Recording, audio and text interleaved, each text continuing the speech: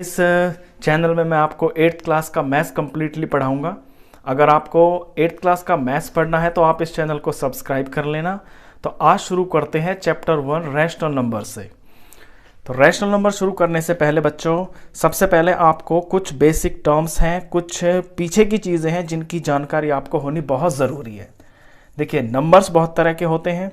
सबसे पहला नंबर होता है आपका नेचुरल नंबर्स। नेचुरल नंबर्स वो नंबर होते हैं जो आपके काउंटिंग नंबर्स होते हैं, यानी कि जिनसे गिनती की जाती है, जैसे कि 1, 2, 3, 4, 5 एंड सो ऑन। और 1 से ही ये शुरू क्यों होते हैं? क्योंकि आप किसी की गिनती करते हैं तो 1 से ही तो करते हैं।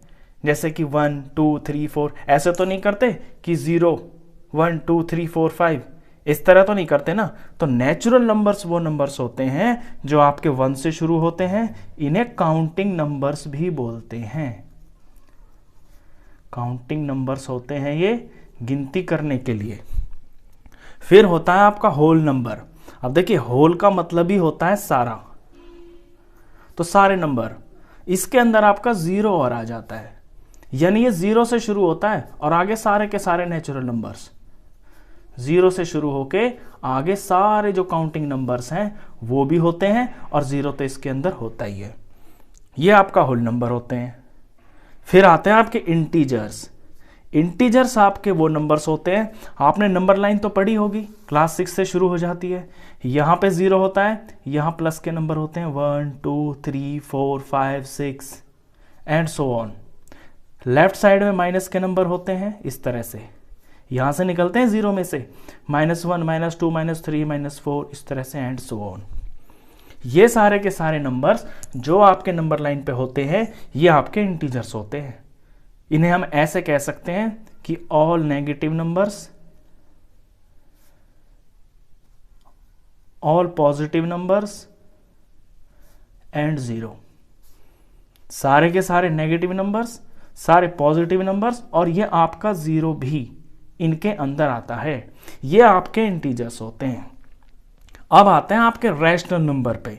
यहां से शुरू होता है आपका ये चैप्टर का नाम भी है ना रैशनल नंबर्स।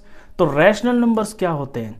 ये जो तीनों तरह के आपके नंबर है ना, इन सबको अगर मिला दें, इन सब को मिला दें अगर, तो ये तीनों के तीनों नंबर्स मिलके आपके रैशनल नंबर्स होते हैं। तो इतनी सी सिंपल सी बात है कि ये सारे के सारे natural numbers plus whole numbers plus integers, इन सब का जो कॉम्बिनेशन है ये आपके रैशनल नंबर्स होते हैं। अब रैशनल नंबर के अंदर ना आपके फ्रैक्शनल नंबर भी होते हैं। जैसे कि ये आपकी नंबर लाइन है। अब नंबर लाइन के ऊपर 3 और 4 के बीच में भी तो कोई नंबर हो सकता है ना। जैसे 3.5 को क्या लिखेंगे? 7/2। 7 का आधा ही तो 3.5 होता है। तो इस तरह के जो नंबर्स होते हैं ना, ये भी आपके रैशनल नंबर्स होते हैं। बस ये मत समझ लेना कि सीधे सीधे नंबर ये 1, 2, 3, 5 और ये माइनस के नहीं।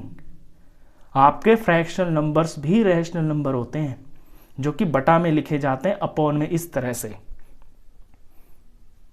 अगर जैसे कि 6 है, 6 के आगे 7 है, 6 और 7 के बीच में आपका 6.25 भी तो आ सकता है, 6.25। तो इस तरह के जो नंबर्स होते हैं वो भी आपके रैशनल नंबर्स होते हैं। अब रैशनल नंबर्स की कुछ प्रॉपर्टीज होती है, उन प्रॉपर्टीज को जानना आपके लिए बहुत जरूरी है एक्सरसाइज करने से पहले। तो देखिए, प्रॉपर्टीज से शुरू करते हैं। अब क्लोजर प्रॉपर्टी। क्लोजर प्रॉपर्टी के अंदर क्या होता है, यह देखा जाता है कि रैशनल नंबर्स एडिशन में, सब्ट्रैक्शन में, मल्टीप्लिकेशन में या फिर डिवीजन में क्या आंसर जो है वो रैशनल नंबर ही लाते हैं, ये देखा जाता है। जैसे इसके अंदर मैं एडिशन से शुरू करता हूं। मान ली 2 रैशनल नंबर लिए मैंने, ये 3/6 हो गया, 4/6 हो गया। इनको मैंने ऐड किया तो नीचे सेम है तो 6 ही आएगा, ऊपर 7 आ गया। अब ये जो आंसर आया, क्या ये रैशनल नंबर है? बिल्कुल है, ये रैशनल नंबर ही तो है। तो एडिशन क्लोजर प्रॉपर्टी जो है आपकी एडिशन के अंदर ये अप्रूव हो जाती है रैशनल नंबर के लिए। अब सब्ट्रैक्शन देखते हैं। किन्हीं दो रैशनल नंबर्स को जब आप सब्ट्रैक्ट करते हैं तो जो आंसर आता है वो भी रैशनल नंबर आता है। फॉर एग्जाम्पल जैसे कि 4/6 है, -3/6 किया तो नीचे तो सेम है, 6 ही आया, ऊपर 4 में से 3 गया 1, तो 1/6 भी तो एक रैशनल नंबर है। अब इसी तरह से मल्टीप्लाई में देखते हैं। मल्टीप्लाई में 4/6 को 3/6 से मल्टीप्लाई करते हैं तो 4 3 ज़ा 12 आ गया और 6 6 ज़ा 36 आ गया। ये भी रैशनल नंबर है, ये आपका फ्रैक्शन फॉर्म में, ये आपका रैशनल नंबर है। डिवाइड में देखते हैं। डिवाइड में फॉर एग्जांपल 10 को डिवाइड 5 से कर देते हैं, क्योंकि 10 और 5 आपके रैशनल नंबर्स ही तो हैं।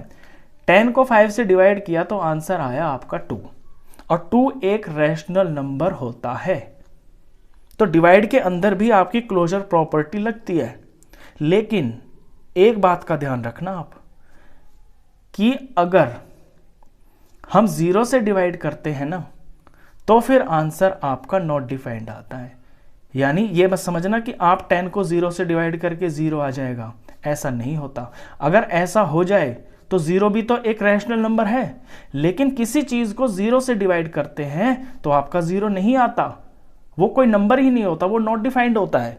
तो इस तरह से एज अ होल हम डिवाइड को नहीं कह सकते कि ये क्लोजर प्रॉपर्टी पे अप्लाई होता है। तो डिवाइड को हम क्लोजर प्रॉपर्टी में नहीं रखते हैं, क्योंकि एक नंबर भी अगर नहीं हो रहा तो टेंशन तो दे रहा है ना। 0 भी तो एक नंबर है, अगर 0 से भी हो जाता तो बात बन जाती, जैसे इन 3 में बन गई। तो डिवाइड में ये क्लोजर प्रॉपर्टी नहीं लगती है इंटीजर्स के अंदर। चलिए फिर आते हैं, आपकी नेक्स्ट प्रॉपर्टी है कॉम्यूटेटिविटी प्रॉपर्टी। देखिए बच्चे, कॉम्यूटेटिविटी का मतलब पहले जान लें आपकी क्या होता है। कॉम्यूटेटिविटी का मतलब होता है कि किन्हीं 2 3 कितनी भी एक से ज्यादा चीजों का अगर ऑर्डर चेंज कर दें तो क्या उस पर फर्क पड़ता है कि नहीं पड़ता। ये सारा जो मतलब है ऑर्डर से है। हम इसे समझाता हूं आपको, बिना एग्जाम्पल के आपको समझ में नहीं आएगा।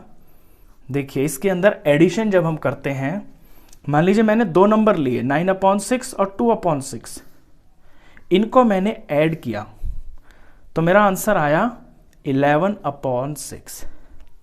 अब मैंने 9/6 को पहले लिया और फिर 2/6 को मैंने बाद में लिया, आंसर आया 11/6। अब इनका मैं ऑर्डर चेंज कर देता हूं। मैंने सोचा कि 2/6 को पहले लिख देता हूं और 9/6 को मैं बाद में लिख देता हूं। अब मैं इनका ऐड करता हूं तो नीचे तो 6 ही रहेगा, क्योंकि सेम है। एडिशन में नीचे की जो चीज होती है एलसीएम ये सेम रहता है। और 9 और 2 हो गया आपका 11। तो क्या ऑर्डर चेंज करने से आपके आंसर में फर्क पड़ा जब मैंने ऐड किया? तो जब आप किन्हीं 2 इंटीजर्स को ऐड करते हैं और उनका ऑर्डर चेंज करके ऐड करते हैं तो आपके आंसर सेम आते हैं। इसे हम ऐसे बोलते हैं, addition is commutative for rational numbers. Rational numbers कि रैशनल नंबर्स के ऑर्डर चेंज करने से एडिशन में कोई फर्क नहीं पड़ता। चलिए सब्ट्रैक्शन के लिए चेक करते हैं कि उसमें फर्क पड़ता है कि नहीं पड़ता। सब्ट्रैक्शन में मैंने लिया, ये 2 नंबर ले लेते हैं। पहले मैं 9/6 को ले लेता हूं और इसमें से 2/6 को माइनस कर देता हूं, तो आंसर आया मेरा 7/6। क्योंकि 9 में से 2 गया 7 आया, नीचे सेम रहेगा। अच्छा अब मैं ऑर्डर चेंज कर देता हूं। मैंने सोचा कि 2/6 को पहले ले लेता हूं और 9/6 को मैं बाद में ले लेता हूं। अब जरा आंसर निकालते हैं। नीचे तो सेम ही रहेगा 6 ही, और 2 में से 9 माइनस हुआ तो क्या 7 आएगा? 7 आएगा, लेकिन माइनस का आएगा। क्यों? क्योंकि इस बार आपका बड़ा नंबर माइनस का है। तो क्या आंसर सेम आए? ये दोनों आंसर सेम है?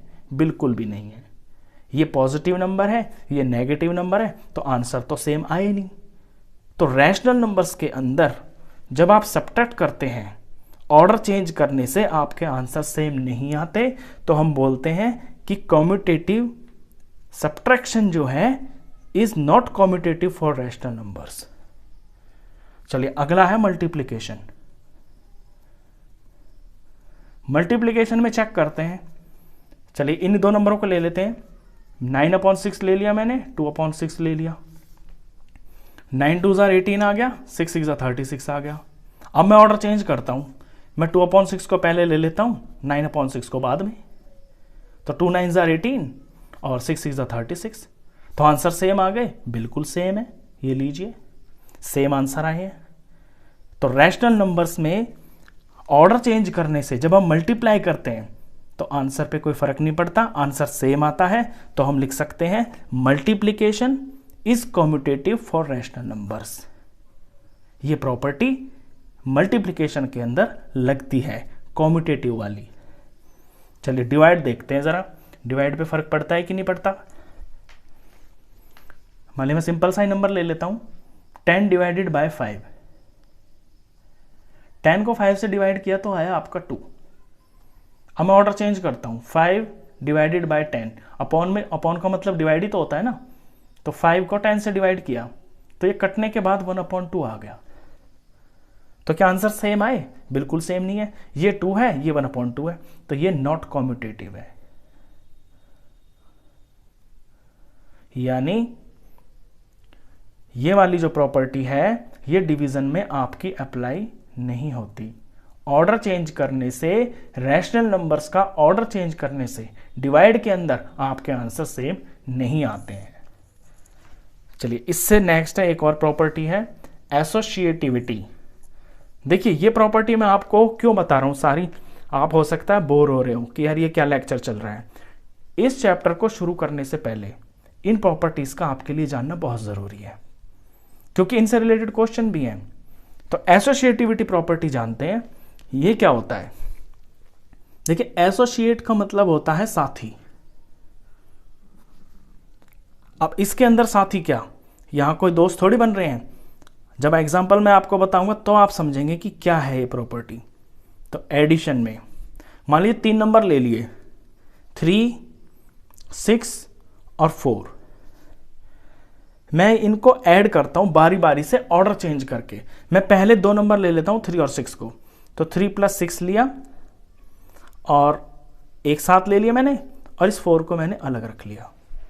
अब इनको मैं पहले प्लस करता हूं, 3 में 6 जोड़ा तो 9 आया, इन दोनों का तो 9 आ गया। ये दोनों साथ ही मिलके 9 हो गए। ये है इसका मतलब, एसोसिएट का मतलब है साथ कर देना। अब ये दोनों तो साथ होके 9 आ गए और ये बेचारा अकेला है, ये रहा।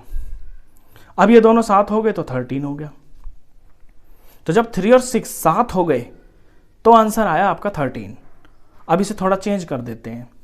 अब क्या करते हैं कि 3 को अलग छोड़ देते हैं और 6 को और 4 को साथ कर देते हैं। तो 3 अलग है और 6 और 4 ये दोनों मिलके साथ 10 हो गए। अब आंसर देके 13 आया, 13 आ गया। तो एसोसिएटिविटी प्रॉपर्टी जो होती है एडिशन के अंदर ये आपकी ओके होती है, यानी इंटीजर्स के अंदर आपकी एसोसिएटिविटी प्रॉपर्टी लगती है एडिशन के अंदर। कोई फर्क नहीं पड़ता, इनका नंबर आप चेंज कर दें, ऑर्डर चेंज कर दें, कुछ भी फर्क नहीं पड़ता, आंसर सेम आता है एडिशन के अंदर। चलिए इसी चीज को अब सब्ट्रैक्शन के अंदर चेक करते हैं। सब्ट्रैक्शन के अंदर मान लीजिए मैंने नंबर ले लिया 9 -7 -5। मैं पहले इन 2 नंबर को ले लेता हूं। 9 में से 7 माइनस किया तो 2 आया और इसको मैंने अलग छोड़ा हुआ है 5 को। इन दोनों का आंसर 2 आ गया।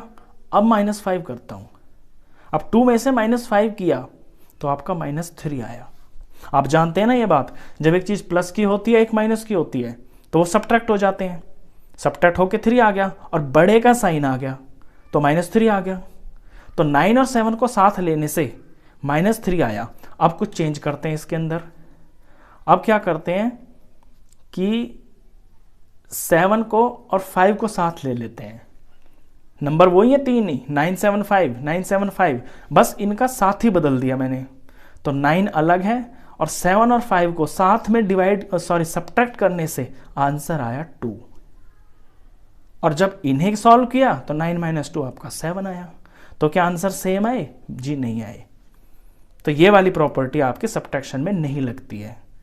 अब देखते हैं मल्टीप्लिकेशन। क्या मल्टीप्लिकेशन में लग रही है ये? आप अपने दिमाग में भी सोच सकते हैं। कोई 3 नंबर ले लीजिए, मैंने 2, 3 और 5 ले लिया। अब मैं 2 और 3 को साथ कर देता हूँ, ये लीजिए, और इसको मैंने अलग कर दिया, रहेंगे मल्टीप्लाई में, क्योंकि मल्टीप्लाई वाली प्रॉपर्टी लगा रहा हूँ मैं। तो 2 और 3 को साथ करने से मेरा प्रोडक्ट आया 2 3 6, और ये जो अकेला है अब इसको लगा दिया इसके साथ में, तो 6 5 30 आ गया। अब 2 और 3 को मैंने साथ ही बनाया तो 30 आंसर आया। अब कुछ और कर देते हैं, 2 को अलग छोड़ देते हैं और 3 और 5 को ले लेते हैं। तो 2 अलग है, मल्टीप्लाई, 3 और 5 को साथ करने से मल्टीप्लाई करके आया 15, और फिर जब इन्हें प्रोडक्ट किया तो 30 आ गया आंसर। तो आंसर तो सेम आ गया।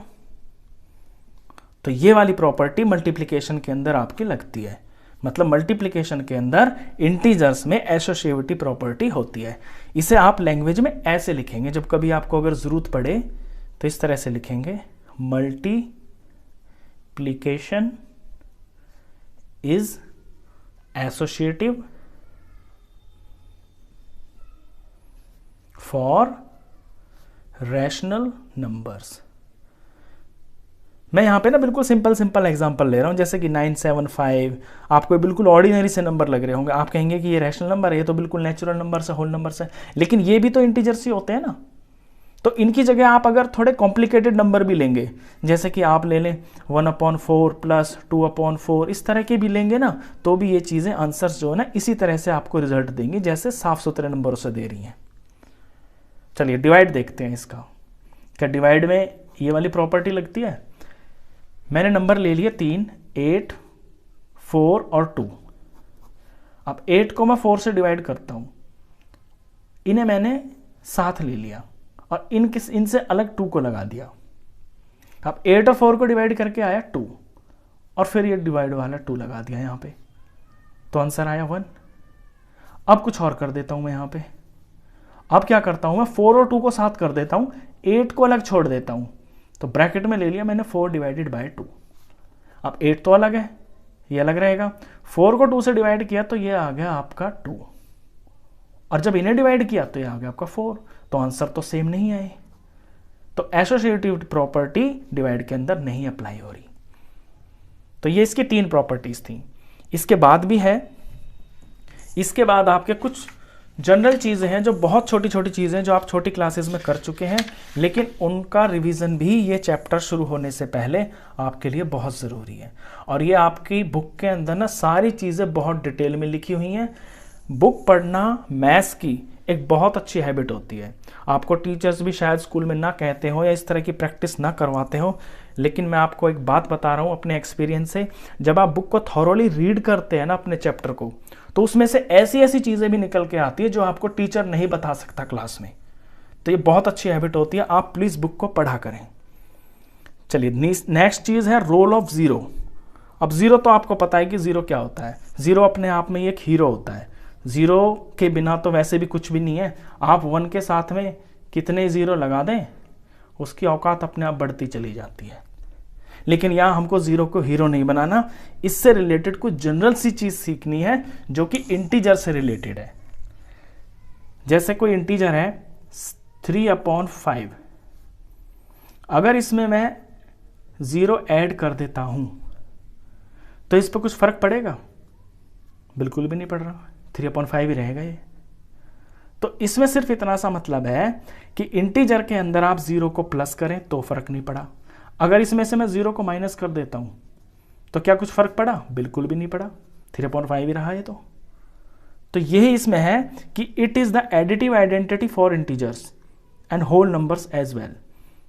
इस माइनस को आप थोड़ी देर के लिए भूल जाएं तो एडिटिव आइडेंटिटी है ये। एडिटिव आइडेंटिटी का मतलब है आप किसी भी होल नंबर में या किसी इंटीजर के अंदर आप 0 को जब ऐड करते हैं ना तो आंसर आपका 0 ही आता है। हाँ, 0 माइनस करेंगे तो वही आंसर रहेगा, लेकिन 0 में से अगर कुछ माइनस करेंगे तो आंसर फिर सेम नहीं रहता, तो फिर नेगेटिव हो जाता है। तो 0 की तो बहुत सिंपल सी चीज़ें हैं, ये आप ऑलरेडी जानते हैं। कुछ मैं एक्स्ट्रा बता दूं इसी के अंदर। देखिए, आप किसी चीज़ के अंदर 0 को जोड़ दें तो आंसर सेम रहता है, किसी चीज में से 0 माइनस कर दे तो आंसर सेम रहता है। अगर किसी चीज को 0 से मल्टीप्लाई कर दें तो 0 बन जाता है, और अगर किसी चीज को आप 0 से डिवाइड कर दें तो फिर वो नॉट डिफाइंड होता है, यानी कि उसे आप डिफाइन नहीं कर सकते, वो कोई नंबर ही नहीं होता। बेसिकली ये 4 चीजें आप अपने ध्यान में रखें। ये इंट्रोडक्शन आपको अगर बोर लग रहा है तो बहुत ज्यादा टेंशन लेने की बिल्कुल भी जरूरत नहीं है। इसमें बहुत छोटी छोटी चीजें हैं आपकी एक्सरसाइज में, बस उन्हीं का यूज होना है। ये पढ़ने में सुनने में लेक्चर आपको मुश्किल लग रहा होगा, लेकिन जब आप एक्सरसाइज करेंगे ना तो ये बहुत सिंपल है। रोल ऑफ 1 भी आप जानते हैं। 1 is the multiplicative identity for rational numbers, यानी मल्टीप्लिकेटिव यानी किसी भी रैशनल नंबर को आप अगर 1 से मल्टीप्लाई करते हैं तो आंसर सेम रहता है। जैसे 7/6 है, 1 से मल्टीप्लाई किया ना तो आंसर तो 7/6 ही रहा। तो इसे मल्टीप्लिकेटिव आइडेंटिटी बोलते हैं रैशनल नंबर्स की। इससे रिलेटेड आपका एक्सरसाइज के अंदर एक क्वेश्चन है। अच्छा, फिर है नेगेटिव ऑफ अ नंबर। किसी चीज का नेगेटिव क्या होता है? नेगेटिव आपको पता है माइनस होता है। जैसे ये -5/6 है, सॉरी माइनस नहीं लेता हूं मैं, पहले 5/6 लेता हूं। तो इसका नेगेटिव क्या होगा? इसका नेगेटिव होगा, इसमें माइनस लगा देंगे, -5/6 हो गया, तो ये इसका नेगेटिव हो गया। लेकिन अगर आपका नंबर ही -5/6 है तो इसका नेगेटिव क्या होगा? फिर इस -5/6 को आपको माइनस से मल्टीप्लाई करना है, तो माइनस और माइनस मिलके प्लस बन गया और ये नंबर आ गया आपका 5/6। तो कहने का मतलब सिर्फ इतना सा है, इसे आप एडिटिव इनवर्स भी बोलते हैं, कि अगर आपको कोई नंबर दिया हुआ है तो उसका जो एडिटिव इनवर्स होगा ना वो उसका साइन उल्टा हो जाएगा। अगर ये प्लस में है तो माइनस हो जाएगा, अगर माइनस में है तो वो प्लस हो जाएगा। इससे रिलेटेड भी क्वेश्चन आपकी एक्सरसाइज के अंदर है। ये चीज आप यहीं पे क्लियर कर लें कि एडिटिव इनवर्स का सीधा सीधा मतलब होता है कि उस नंबर का साइन उल्टा, प्लस है तो माइनस हो जाएगा, माइनस है तो प्लस हो जाएगा। चलिए अब आता है रेसिप्रोकल। रेसिप्रोकल से रिलेटेड भी आपकी बुक में एक्सरसाइज में क्वेश्चन है। इसे मल्टीप्लिकेटिव इनवर्स बोलते हैं। इनवर्स यानी उल्टा। जैसे 5/6 है तो इसका मल्टीप्लिकेटिव इनवर्स आपका हो जाएगा 6/5। सिर्फ उल्टा पलट दिया, बस 5/6 है 6/5 कर दिया, खत्म बात। अब मल्टीप्लिकेटिव इनवर्स और वो खुद नंबर जब आपस में मल्टीप्लाई होते हैं ना, ये भी आप जान लें, ये नंबर और इसका मल्टीप्लिकेटिव इनवर्स जब आपस में मल्टीप्लाई होते हैं तो आपका आंसर 1 आता है। और एडिटिव इनवर्स, जैसे कोई नंबर और इसका एडिटिव इनवर्स जब आपस में लगते हैं, सॉल्व होते हैं, तो आंसर आपका 0 आता है। ये 2 बातें और है इसके अंदर इंपॉर्टेंट। चलिए लास्ट चीज है, बिल्कुल खत्म हो गया अभी लेक्चर। 5वीं चीज है, बहुत सिंपल सी चीज है, आप कर चुके हैं, कोई मुश्किल चीज नहीं है। Distributivity of multiplication of over addition for rational numbers. Distribution का मतलब होता है बांट देना। बांट देना।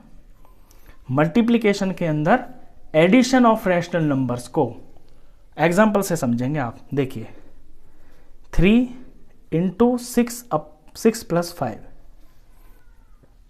अब 3 × 6 + 5 ब्रैकेट में है ना, तो पहले ब्रैकेट को हम सॉल्व करेंगे। 6 और 5 हो गए 11, तो आंसर कितना आया 33। अब मैं इसको बांटूंगा, ये जो 6 है ना, इस 3 को मैं दोनों के साथ लगाऊंगा कि ये 3 है और ये 6 + 5 है। तो बांटने का मतलब ये होता है कि पहले 3 और 6 को मल्टीप्लाई करेंगे, 3 6 जार, फिर प्लस, फिर 3 को 5 से करेंगे, 3 5 = 15। अब 6 3 जार 18 और 3 5 = 15। आंसर देखें 33 आया। तो इसका ये मतलब है, इस प्रॉपर्टी का ये मतलब है कि जब आप मल्टीप्लाई कर रहे होते हैं और यहां पे साइन आपके जो नंबर्स होते हैं ये प्लस होते हैं एडिशन के अंदर, तो ये डिस्ट्रीब्यूटिविटी वाली जो प्रॉपर्टी होती है ये आपकी बिल्कुल ओके प्रूफ होती है, आंसर आपके बिल्कुल सेम आते हैं। चाहे आप ब्रैकेट में इन दोनों को पहले प्लस कर लें और फिर मल्टीप्लाई कर लें तो आपका आंसर वही आएगा, या फिर ब्रैकेट वाले जो दो नंबर हैं इनको बारी बारी से बाहर वाले से नंबर से मल्टीप्लाई करके और फिर उन आंसरों को प्लस कर लें तो आपका आंसर सेम आएगा। ये है इस प्रॉपर्टी का मतलब। तो ये जो है इसका इंट्रोडक्शन आपका खत्म हो जाता है। अब कुछ क्वेश्चंस करते हैं इसके अंदर। एक क्वेश्चन कर लेते हैं।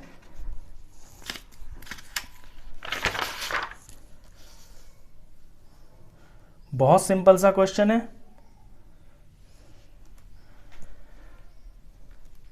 फाइंड, आपको ये चीज सॉल्व करनी है।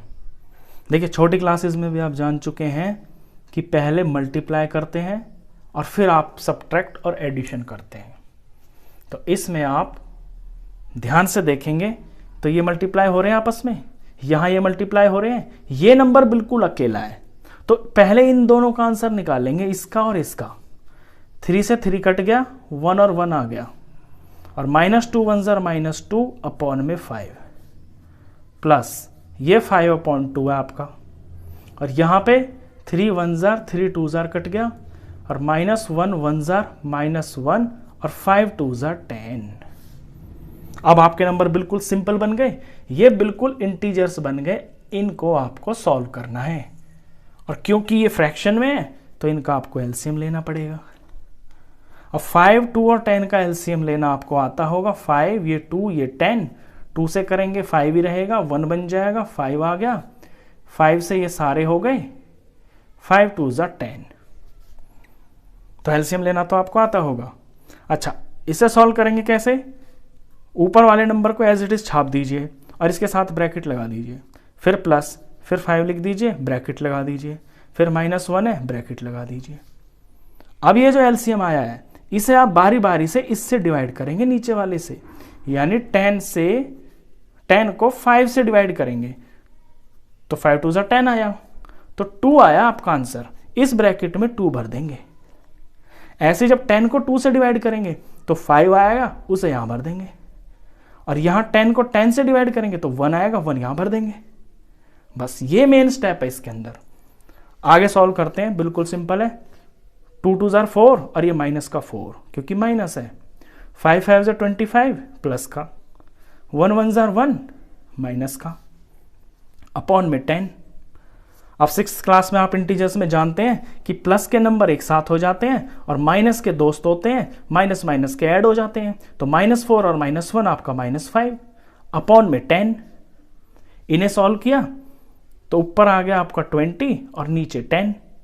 डिवाइड किया 20, 10 को डिवाइड किया तो 2 आ गया आंसर। ये फर्स्ट क्वेश्चन है आपका।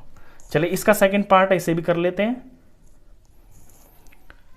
तो यहां तो कुछ कट नहीं रहा, इनका मल्टीप्लाई होगा, और यहां मल्टीप्लाई हो रहा है, और यहां मल्टीप्लाई हो रहा है, इनके बीच में मल्टीप्लाई, इनके बीच में, इनके बीच में। तो पहले हम मल्टीप्लाई को ही सॉल्व करेंगे। तो कट नहीं रहा कुछ भी, 3 2 ज़र 6 और माइनस का 6 आएगा क्योंकि एक माइनस है। 7 5 ज़र 35 माइनस, यहां कट रहा है 3 1 से और ये 6 2 से, 3 1 पे 3 1 ज़र 3, 3 2 ज़र 6, तो ऊपर -1 1 ज़र -1 अपॉन नीचे 4 प्लस, यहां ये 2 कट रहा है, 2 1 ज़र 2 7 ज़र, 1 1 ज़र ऊपर 1 आ गया, 7 5 ज़र 35। अब लेना है आपको 35 और 4 का एलसीएम। ये लीजिए 4 है, 35 है, 2 से शुरू करेंगे, 2 आया, 35 का यही रहेगा क्योंकि 2 से डिवाइड नहीं होता है, 2 से करेंगे 1 आ गया, ये 35 ही रहेगा। अब ये 5 से जा रहा है आपका तो ये 7 आ जाएगा, और ये 7 से किया तो ये 1 आ गया। तो एलसीएम आया 2 2 ज़र 4, 4 5 ज़र 20, 27 ज़र 140। ये 140 आया एलसीएम। और मैंने बताया ऊपर के नंबर को एज इट इज छाप दीजिए और इनके साथ में ब्रैकेट लगा दीजिए। ये लीजिए, अब 140 को 35 से डिवाइड करेंगे तो 4 आएगा। अब डिवाइड आप खुद करना, ये मैं आपको करके दिखाऊंगा, आप बड़े बच्चे हैं। 35 4 ज़र 140 आता है, यहाँ 4 भरेंगे। 140 को 4 से डिवाइड करेंगे 140 को 4 से डिवाइड करेंगे तो 35 ही आएगा, ये 35 भरेंगे। और 140 को 35 से डिवाइड करेंगे तो फिर से 4 आएगा। तो ये स्टेप सबसे मेन है, ये सीख गए तो सारा सवाल सीख गए। चलिए नेक्स्ट क्या है, ये 140 आया, 6 4 ज़ा 24 और ये माइनस, तो -24, 35 1 ज़ा 35 और माइनस है तो -35, 4 1 ज़ा 4 प्लस का, नीचे 140। अब यहाँ पे प्लस का तो एक ही नंबर है, प्लस का 4, और माइनस माइनस आपके ऐड हो जाते हैं, तो माइनस के कितने हो गए, 30 40 50 59, माइनस के 59। और जब एक प्लस और एक माइनस का नंबर होता है तो वो आपस में सब्ट्रैक्ट होते हैं, तो सब्ट्रैक्ट होकर ये आ गया आपका 55। और जो ज़्यादा होते हैं यानी जो बड़ा होता है, बड़े नंबर में जो साइन होता है वो आपका साइन लगता है यहाँ पे, और नीचे आपका 140। अब ये दोनों के दोनों आपके 5 से डिवाइड हो रहे हैं, यानी कि कट रहे हैं। 5 से जब इसे डिवाइड करेंगे आप तो ये आएगा आपका 11, और माइनस है तो माइनस। और जब 140 को 5 से डिवाइड करेंगे तो ये आ जाएगा आपका 28। 140 को 5 से डिवाइड करके 28 आता है। आगे ये कट नहीं रहे, सॉल्व नहीं हो रहे, यही आपका आंसर। तो ये फर्स्ट क्वेश्चन करवाया मैंने आपको इस वीडियो में। तो ये जो इंट्रोडक्शन है, ये फर्स्ट चैप्टर का ये फर्स्ट क्वेश्चन करवाया मैंने। इसके बाद नेक्स्ट वीडियो में आपको नेक्स्ट क्वेश्चंस मिलेंगे। तो कैसा जो आपको लगा ये वीडियो, बढ़िया तरीके से आप नई क्लास के अंदर खूब मेहनत करके पढ़ाई करें, और मैथ्स के अंदर आपकी मैं पूरी हेल्प करवाऊंगा। आपको वीडियो अगर अच्छा लगा हो थोड़ा सा भी तो प्लीज़ इसको लाइक करना, और ये चैनल आप ज़रूर सब्सक्राइब करना 8th क्लास का कंप्लीट मैथ्स पढ़ने के लिए। Thank you, bye.